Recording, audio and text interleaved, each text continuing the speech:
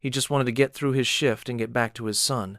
But when the black car pulled up and she stepped out, cold eyes, power suit, voice like ice ash, didn't even see him.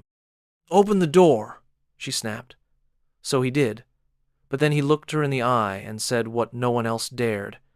And something in her stopped. That night, she drove away. But days later, she was back. Not for the car, for the man who reminded her what it felt like to be seen.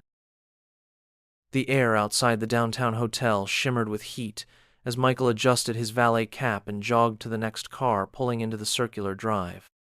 The scent of exhaust, concrete, and rich perfume was already baked into his clothes. He wasn't thinking about much except making it to the end of the shift and getting enough in tips to cover groceries and his son's inhaler refill. Every dollar mattered, every smile had a weight. He straightened as the black sedan pulled up, sleek and silent, its engine humming like it knew it didn't belong in traffic. Tinted windows, out-of-state plates.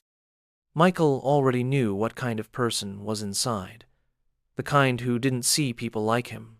But he smiled anyway, because it was part of the uniform, and stepped toward the door just as it opened. She stepped out without looking at him, tall, composed, hair pulled tight into a bun that had never known humidity. Her heels clicked with a rhythm that could split glass. Without pausing or glancing, she held out her handbag toward him, a silent order embedded in the gesture. Michael didn't move for a beat. Then he reached out, not to take the bag, but to gently push it back toward her. "I park cars, ma'am, not people." She stopped, caught mid-step. Slowly, she turned her head, and their eyes met for the first time. Hers were a pale, stormy gray, sharp enough to make most men look away.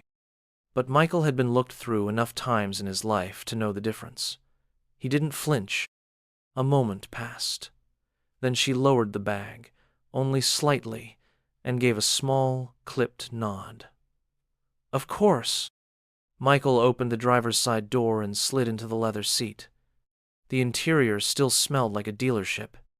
He adjusted the mirror, catching a glimpse of her walking away, posture perfect, stride unbroken. But there was something different now. She looked back, just once, just for a second.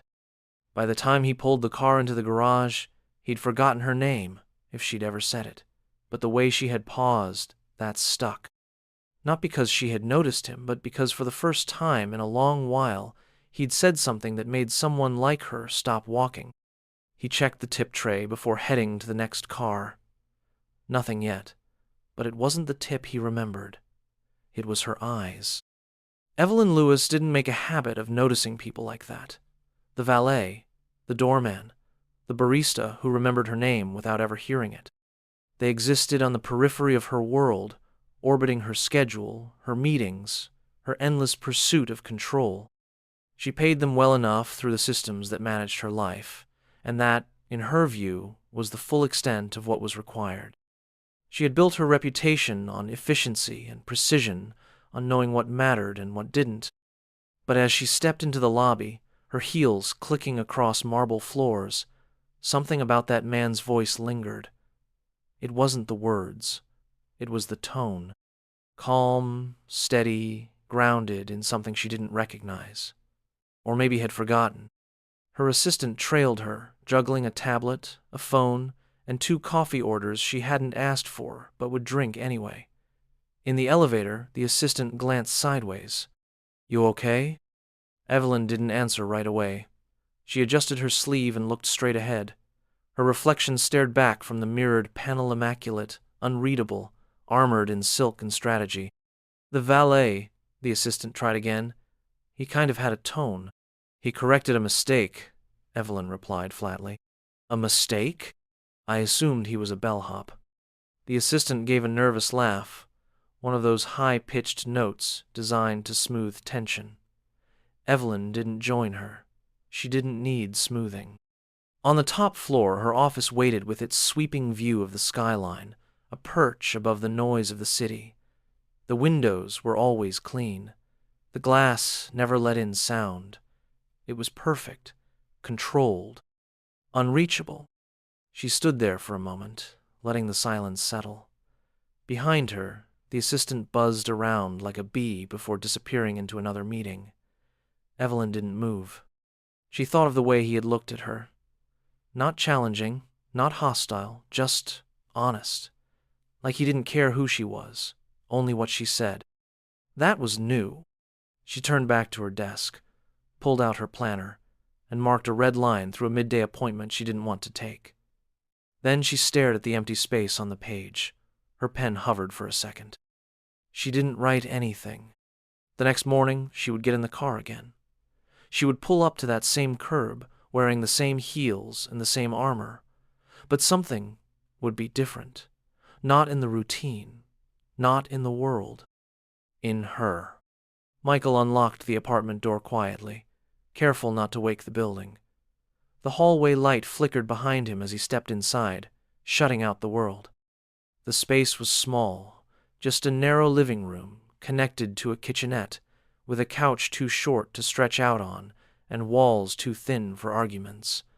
But it was home. From the bedroom came the soft sound of little feet hitting the floor. A moment later, Liam appeared in the doorway, hair sticking up in every direction, holding his favorite blanket by one corner. His face lit up.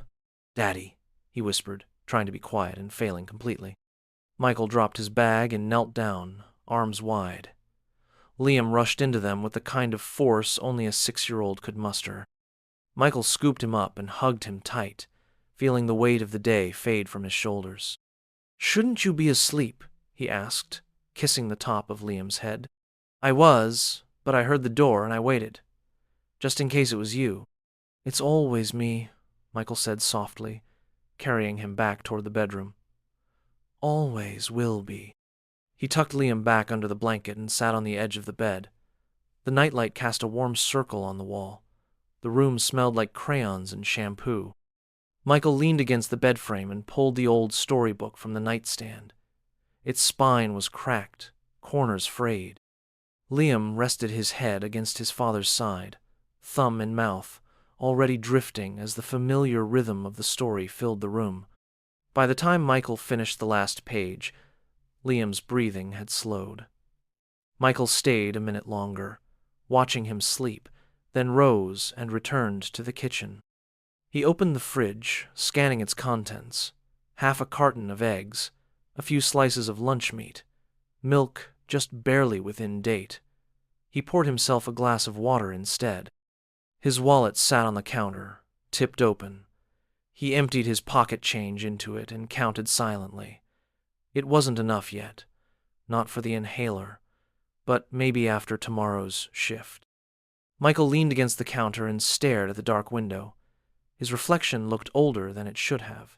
He thought about the woman from earlier, the one who had handed him her bag like he didn't have a name.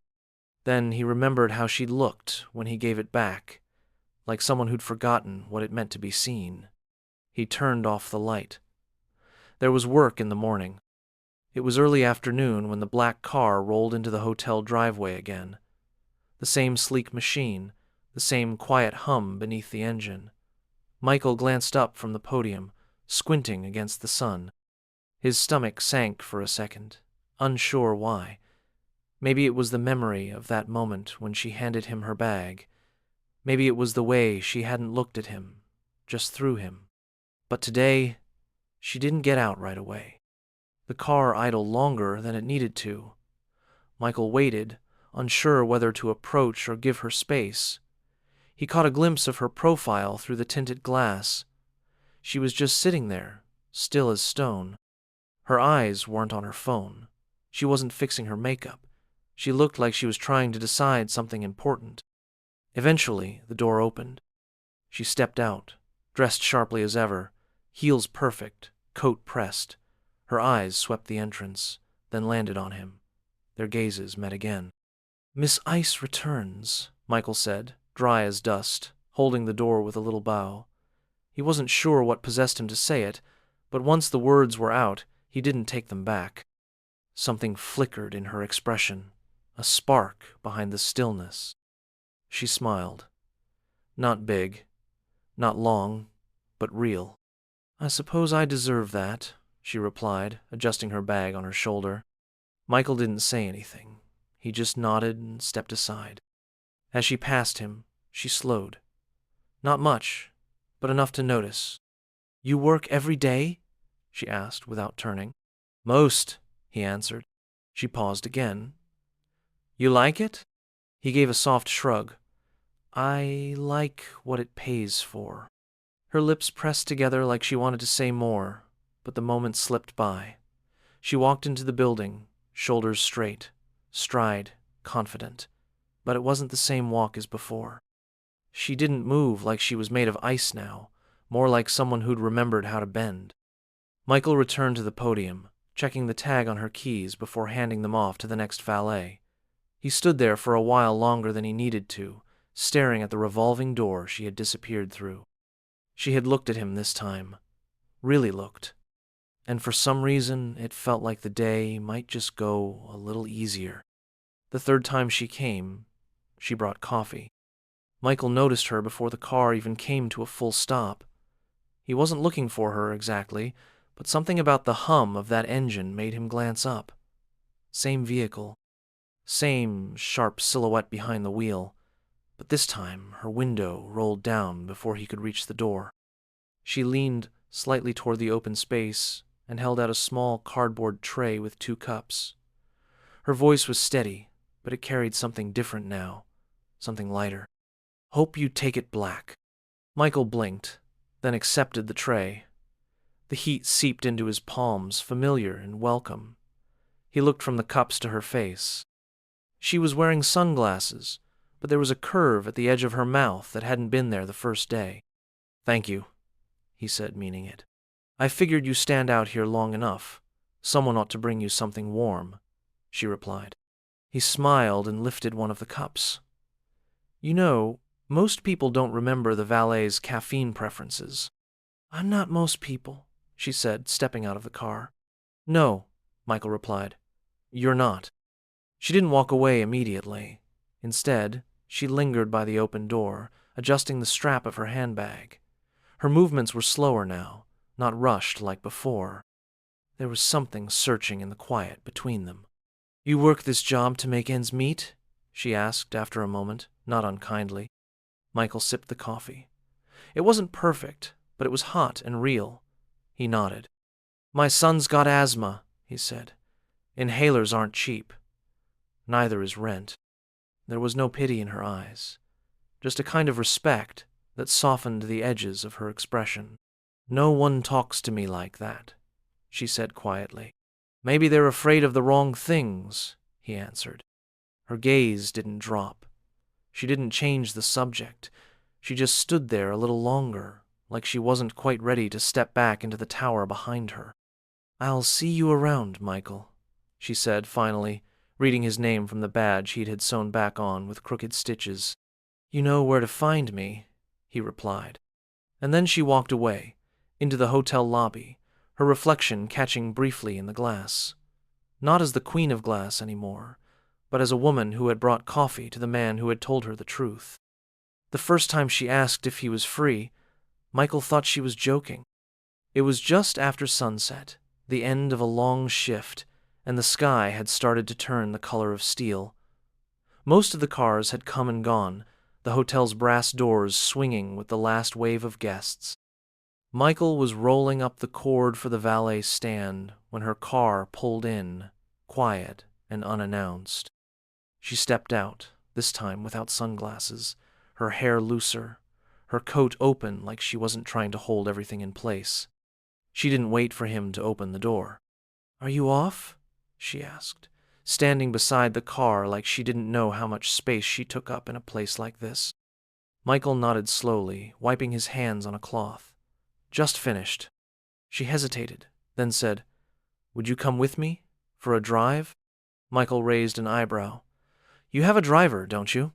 "I told him to take the evening off." He glanced at her car.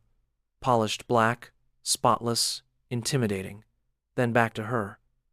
She looked serious, but not cold. Curious, maybe. Like someone who wanted to see how regular air tasted for once. "I can't," he said, and before she could respond, he added, I've got a 6-year-old waiting for me." The words landed between them like a dropped coin. Her expression shifted, not with judgment or annoyance, but with surprise. "You're a dad?" He smiled a little, more to himself than to her. "Yeah, Liam. He waits up sometimes. I try not to keep him guessing." She looked down, then back at him. "I didn't know." "You weren't supposed to," he said. "You were just supposed to hand me your keys and walk off." She didn't argue. Instead, she took a step back toward her car. "Rain check, then," she said, almost smiling. Michael nodded. "Maybe." She slid behind the wheel, and for once, she didn't pull away with her eyes forward and her mind somewhere else. She looked at him through the windshield for a long second before easing the car into the street. He watched the taillights until they vanished around the corner, then pulled his phone from his pocket to text Liam that he was on his way. It hadn't been a date. It wasn't a promise. But something had passed between them in that small moment. Something he hadn't expected. Something she hadn't planned. The next time she came, she didn't ask for her keys. She asked for him. Michael was halfway through logging another guest's vehicle when the concierge tapped his shoulder. "She's inside," he said quietly. "Asked if you could drive her yourself." He looked toward the lobby. She was standing just past the entrance, not checking her phone, not speaking to anyone, just waiting. She saw him and nodded once. No command, no impatience. Just a question in her eyes. Michael handed off the clipboard and walked inside. "I'm not in uniform," he said when he reached her. "I know," she replied. "I asked for you, not the uniform." She held out her keys, and for a moment he just looked at them. Then he took them, without a word. Outside, he opened the passenger door for her, and she paused. "Actually," she said, "can we take your car?" Michael blinked. "My car? If that's all right." He studied her face, looking for some hidden motive. But all he saw was someone tired of glass walls and silent drivers. He nodded and led her to the side street where his old Civic was parked beneath a flickering street lamp. She looked at it like it was a relic, but said nothing, just climbed in and pulled the door shut. He adjusted the seat, turned the key, and the engine started with a quiet groan. They drove in silence at first. City lights blinked past the windows, neon against night. She didn't complain about the worn leather or the missing air freshener or the faint scent of fast food and crayons. She sat quietly, one hand resting on her lap, the other brushing against the window like she was remembering what cool glass felt like. "I used to dream of escaping places like this," she said after a while. Michael glanced at her. "You make it out?" "I built something no one could tear down. I never realized how lonely that would feel." He didn't respond. He just kept driving. At a red light, she turned to him. "Do you ever wonder what it would feel like to disappear from your life for a day?" He smiled faintly. "Only every afternoon around 4. She laughed, soft and surprised by the sound. It hung there between them until the light turned green. They didn't go anywhere in particular. She didn't give directions. He didn't ask. For once, she wasn't being driven. She was just along for the ride. And in the quiet of his beat-up car, Evelyn Lewis looked less like a billionaire and more like a woman remembering how to breathe. Michael stood in front of the mirror, adjusting the collar of his cleanest shirt. It was a little snug in the shoulders and the cuffs didn't sit quite right, but it was the best he had. Liam sat cross-legged on the couch behind him, swinging his feet and watching cartoons with the kind of focus only a child could give. He wore a button-up shirt and khakis that Michael had ironed twice, nervous they'd wrinkle the moment Liam sat down. "She's really rich, right?" Liam asked, between bites of apple slices. "Yeah," Michael said, turning from the mirror. "But she's also just a person, like you, like me." Liam grinned. "I don't think she watches cartoons." Michael laughed and tousled his son's hair. "Probably not." They met her at a small Italian place downtown, the kind with candles in old wine bottles and soft music floating through the air. She was already seated when they arrived, but stood the moment she saw them. She wore a deep blue dress, simple but elegant, and for the first time she looked more relaxed than polished. Her eyes softened when they landed on Liam. "You must be Liam," she said, crouching slightly to meet his gaze. Liam looked at her, then at his dad, then back again. "You don't look like a boss." She smiled. "That's the best compliment I've had all week." Dinner was easy. Easier than Michael expected. Liam talked more than usual, telling her about his school, his favorite superheroes, and the time Michael accidentally burnt pancakes but called them smoke cakes to make him laugh. Evelyn listened without checking her phone once. She asked questions. She even laughed. Not the sharp, controlled laugh he'd heard in their earlier meetings. A real one, round and unguarded. Michael watched her while Liam spoke. There was something about the way she leaned in, elbows on the table, hair falling just a little out of place. She wasn't trying to impress anyone. She wasn't commanding the room. She was present. When the check came, she reached for it without hesitation.